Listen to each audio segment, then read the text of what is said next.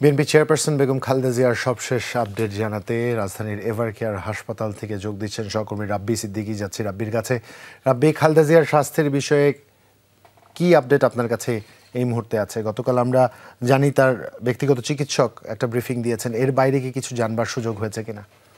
না, আসলে এর বাইরে কোনো তথ্য কিন্তু জানবার সুযোগ নেই এবং অন্য কারো তথ্য কিন্তু আমরা বলতেও পারবো না, কারণ খুবই স্পর্শকাতর একটি বিষয় এবং যেই গুজব কিন্তু কয়েকদিন ধরে ছড়িয়েছিল সেটিকে যেন আর না ছড়ায় সেজন্য কিন্তু পরিষ্কার করে বলে দেওয়া হয়েছে যে বিএনপি চেয়ারপারসনের ব্যক্তিগত চিকিৎসক জাহিদ হোসেন ছাড়া অন্য কারো বক্তব্য যেন প্রচার না হয়।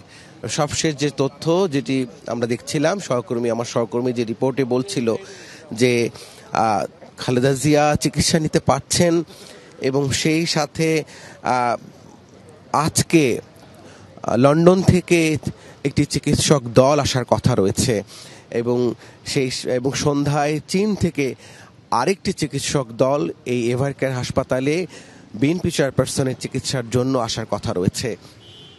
আমরা অপেক্ষায় আছি মেডিকেল বোর্ড কি পরামর্শ দেয়।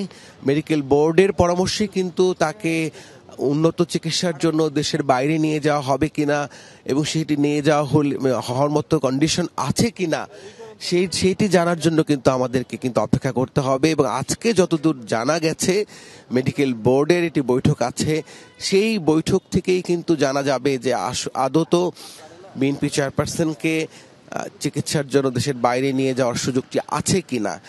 আর যেহেতু কালকে আমরা বলতে পারি যে যেহেতু চিকিৎসক কিন্তু বলেছেন যে তিনি চিকিৎসা নিতে পারছেন, সেক্ষেত্রে কিন্তু আশার আলো আমরা দেখতে পাচ্ছি এবং যারা নেতাকর্মী আছেন, কর্মী সমর্থক আছেন, সারা দেশের মানুষ যারা এই দলটিকে ভালোবাসেন তারা আশার আলো দেখতে পাচ্ছেন বলে জানিয়েছেন।